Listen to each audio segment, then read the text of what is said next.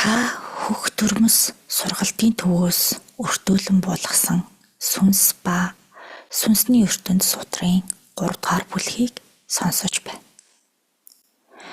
Дэлхийн анхны хар сүнсүүд. Анх хүчээ авсан хар сүнс. Дэлхий дээр хамгийн анх оройн дээд хүртэл хүчээ авсан сүнсний талаар хөөрье.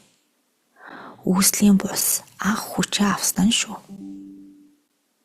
Дэлхий ээж үүсэн хуурай газар бий болсноос хойш 200 жилийн дараа хорвоо дэлхийд ийм нэгэн сүнс хамгийн ихээр хүчээ авч нарт хорвоод нэг айхтар гэмтэй үйл хэргийг дүүргэсэн юм.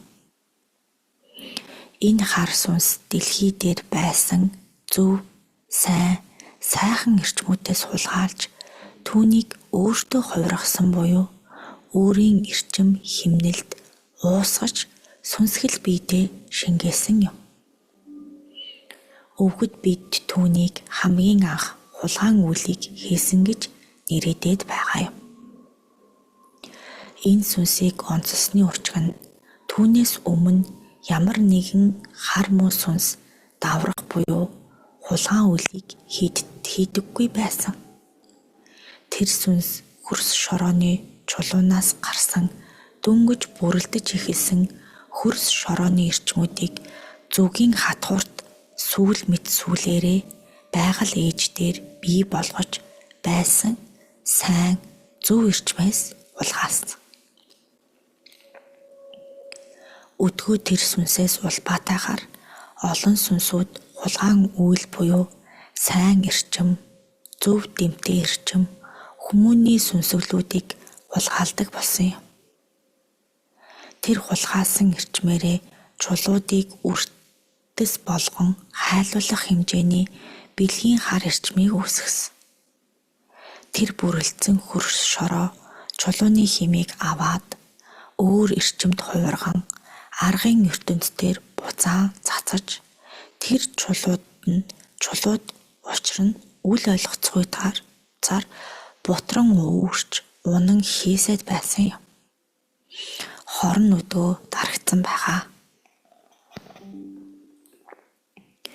Энэ хар сүнсийг барих гэж хэд хэдэн онгод өвгөд эзэд тэнгэрээс буун ирж түүнийг олзлон авч дарсан юм.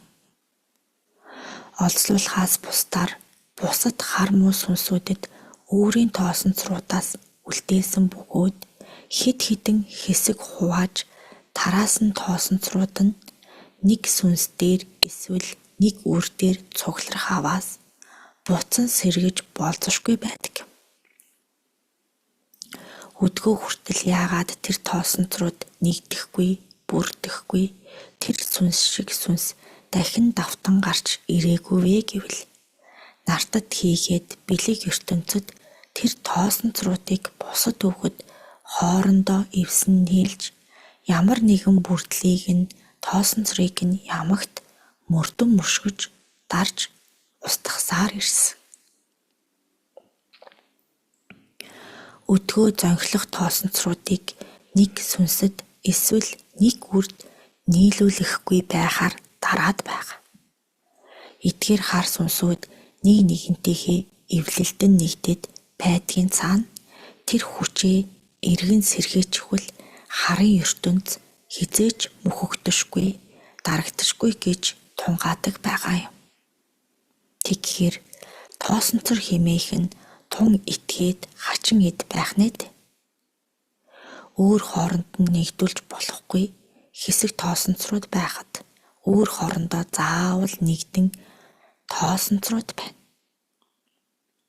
Нэг нэгнтэйгээ харшиж оршдог, нэг нэгний дэмэндэг, нэг нэгнээ дарж устгадаг, нэг нь итгэхгүйж нөгөө нь тун итгэвтэй.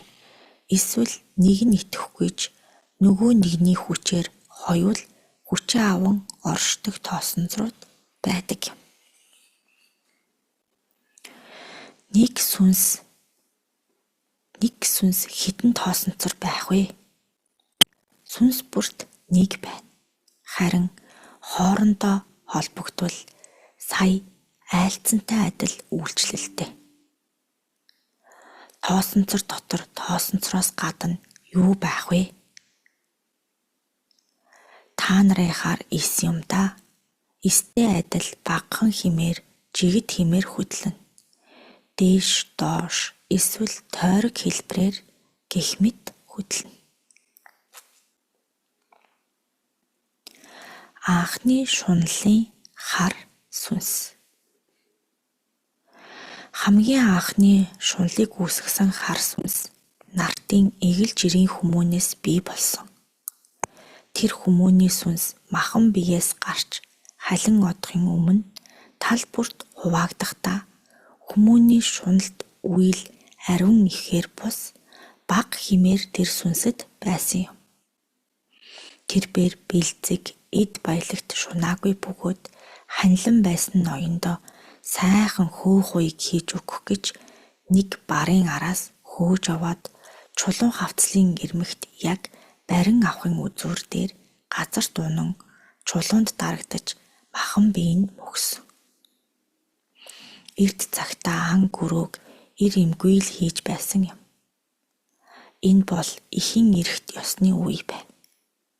Тэгээд тэр сүнс би дахин хүн болтгол юм бол цусаа урсгаад ч хамаагүй, үхээд ч хамаагүй заавал энэ барыг барьж арьсаар нь хайртай хүнтэй хөөх уяг хийж өгнө гэж бодсоор түүнийг хорссон сэтгэлээс улбаалж тэр сүнс шунлын сүнсүүдийн үүсэл болж хорон мөч бүрт сүнсээрээ өнөөх барын араас хөөж барыг өндөр дээрээс унгах шахаж явсан юм.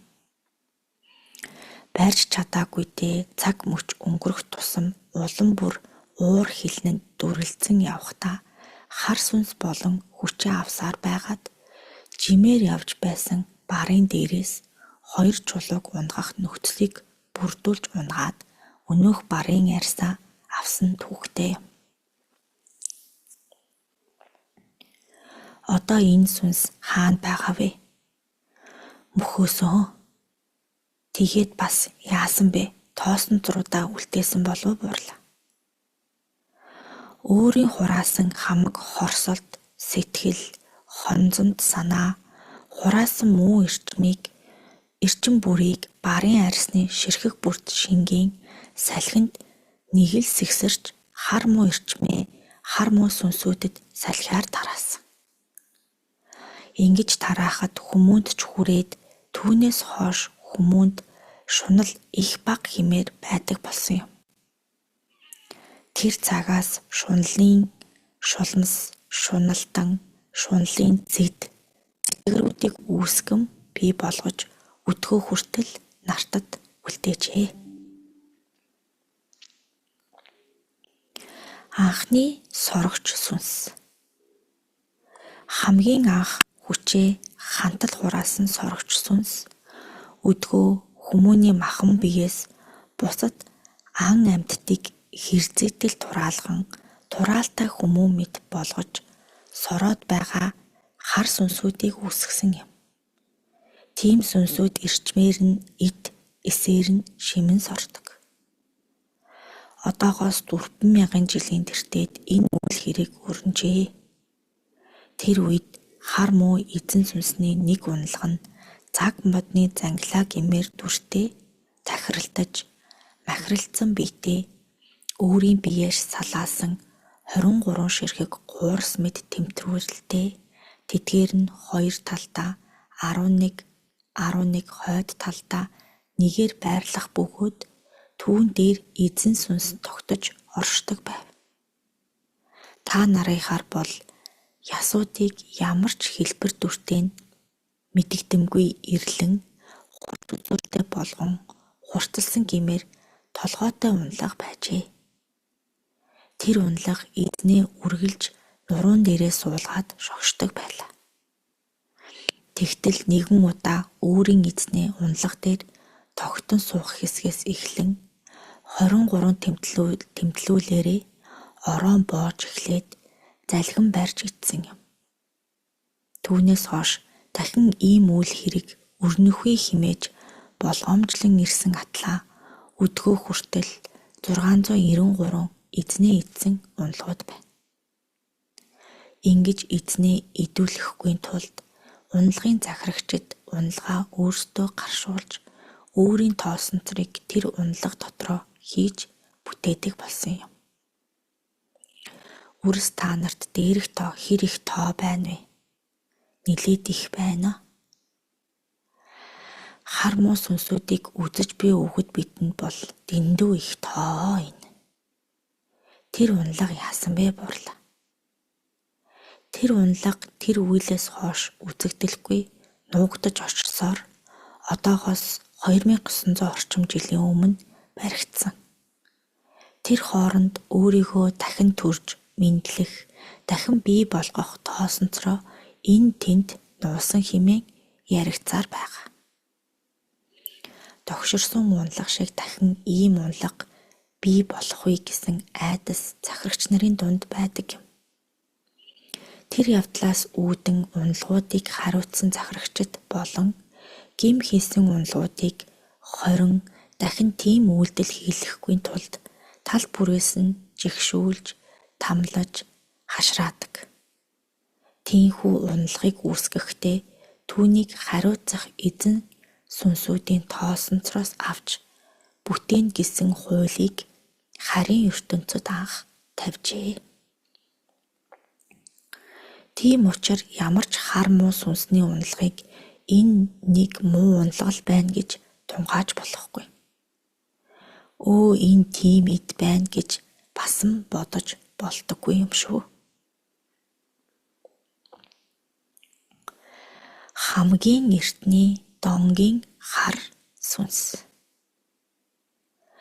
Хамгийн эртний донгийн сүнс өдгөөгөөс 8613 жилийн тэртет сампантай дөхүү хэлбэртэй дүртэй бөөрөнхий чулуудыг шүрмсэн дунд хид хидээр хэлхсэн наадгаагаар үрсээ тоглуулдаг нэгэн их хүмүүн байсан юм.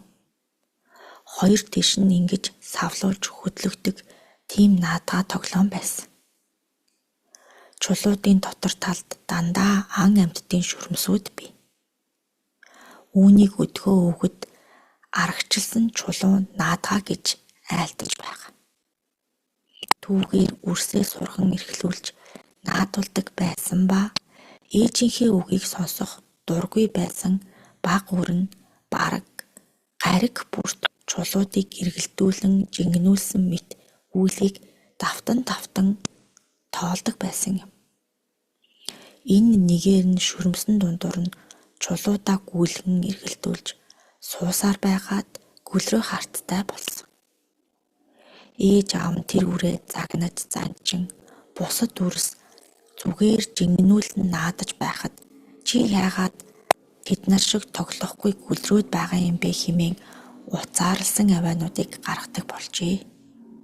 Тэр үед одооных шиг тийм ялгарт бүрэн үг хэллэг байгаагүй юм. Бос, суу, хөө гэх мэт үгсээр авиа нийлсэн үгсэл байсан. Ээж ааваасаа сүултээ залхаж, үзэн ядаж, үглэл зэмлэлийг нь дарахын тулд ээж ааваа хорлож, дараа нь ойр тойрны бусад үрсийг хорлдог болов. Хорлохоос бусад үед тэр эдэрээ тоглодог байв. Тэр үр энэ нартаас халихын өмнө 292 билүү 293 үрсийн аминд хүрч бэртээж хорслыг нь төрүүлж оршсон гэдэг. Тэр үр халиад энэ нартын хамгийн анхны донгийн үүсэлтэй хар сүнс болсон юм. Чулууг л нааш цааш эргүүлэн тоолж суух үйл нь автаж нүд нь үл анигдах гүлрөө харцтай ямар нэг үйлийг давтан хийдэг зуршилтай түүнийг нь хорьсон нэгнийг үзэн ядаж уурлан бухимддаг сүнсүүд бий болсон. Тэдгээр нь хувьсан өөрчлөгцөөр одоо хүртэл дом болон үүссээр байна. Өдгөө үе олон домгууд бий болжээ. Энэ домгийн хар сүнс яаж тараасан бэ? Харьсан хойно сүнс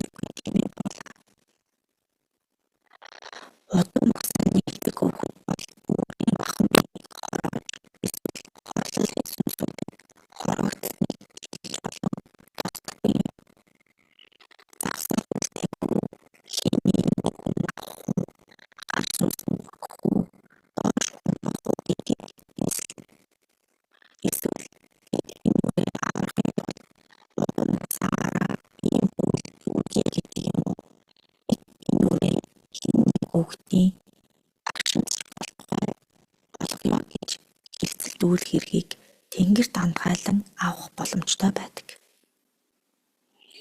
Донгийн сүнсэд нэрвэгдсэн үрсийг яах вэ буурлаа. Эхлээд донгийн сүнсийг дар, тэгээд ухамсар хийгээд сэхэрл бисийг нь сайтар зас. Тэр тусмаа далд ухамсарыг нь зас.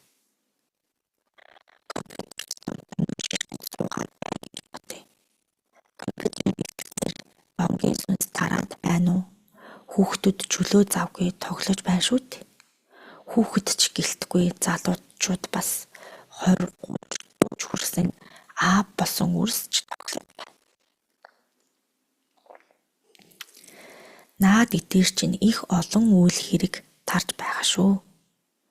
Энэ шагаан дүр шиг дөрүүдээр авай чимээ шуугаанаар донгийн сүнс тарж байна. Хүмүүний хараа нүдийг хамгийн түрүүнд татаж буулгаад донгийн сүнсүүд дамнаж буйнж тун цөөх. Мөн нүдэрээ харж байхад донгийн эрчмүүд аривжиж сүнсүүд тархаж байна. Нүдээр харж байхад доод хүртээр орж ирэх юм уу үгүй эцтэй буурлаа. Бүх дон үржигний хүртээр дамнахгүй. Үржигний хүртээр холбогдсон ч мэлмигээр эрчмээ авдаг. Хүрдүүдийн босоо эргэлтээрээ үржигний хүртээрч авч болдог. Өдгөө наад идүүдэд буюу компьютерийн тоглоомд донтоод байгаа бол мэлми болон оройн хүрд хоёроор ихэвчлэн дон холбогдсон сууж ирээд байна. Бид нар засчих нь үсттэй тийм үү буурлаа. Донг бол засаж бололгүй яах вэ? Эрчмийн өнгө нь янз бүр байгаа юм. Тийм ээ. За энэ үрд донгийн сүнс байна гэвэл яах вэ буурлаа. Хэрэв донгийн сүнс гүн холбогдсон бол хөл гараа байнга чичирхийлгэн эсвэл гараа хооронд нь үрээд ямар нэг зүйлд түгшээд байгаа мэт байвал илэрлэл нь энэ. Мөн төвчээргүй, тэсвэргүй, уцаар ихтэй болж буцадтай ам мурих явдал ихсэн. Хамгийн ихэнд илэрх нь анхаарал тогтдоггүй болно. Өвгөн над дээр нэгэн үр ирлээ гэхэд түүнд хэрэгтэй эрдэмтэн дэмтэй үйлдэн тусдаа сайхан үйл хэрхийг айлдаж байсан ч оюун бодол нь тогтохгүй. Уураг тархинд хүлээж авахгүй. Хоёр чихнийх нь хажуугаар урсгана. Хар тамхины донг дарахад хэцүү юу буурлаа. Хар тамхины донг засах тум бэрх гэж өмнө нь хэлсэн. Нөхцөл нь бүрэлдээд бий болоодхог тэр цагт л засах боломжтой. Арга бэлгээрээ зэрэгцэн тиймээ буурлаа. Тэгнэ. Аргын ертөнцид тодорхой шийдвэрүүд гараад эхлэх тэр үед дээрээс оролцох байх тийм үү?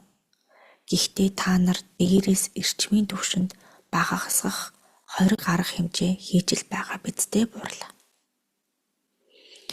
Тэгж дарах үйлийг хийгээгүй байсан бол одоо хөх Монголын үрс бүгд донтчихгүй яах вэ? Ямар нэгэн хор уршгийг үндсээр нь устгахын тулд түүний хор уршгийг харуулах хэрэгтэй. Тэгэхгүй энэ эд чинь хортой юм гинлээ гэд гүнд нь хүртэл ойлгон ухахгүй бөгөөд тэр хорын үндэс нь түүнээс хэдэн 100, 1000 дахин үржигдэн гарч ирж болно. Наананд гарч ирсэн хорыг багахнаар дараад байвал бүр ихээр аривдан урган гарч ирвэл яах юм бэ?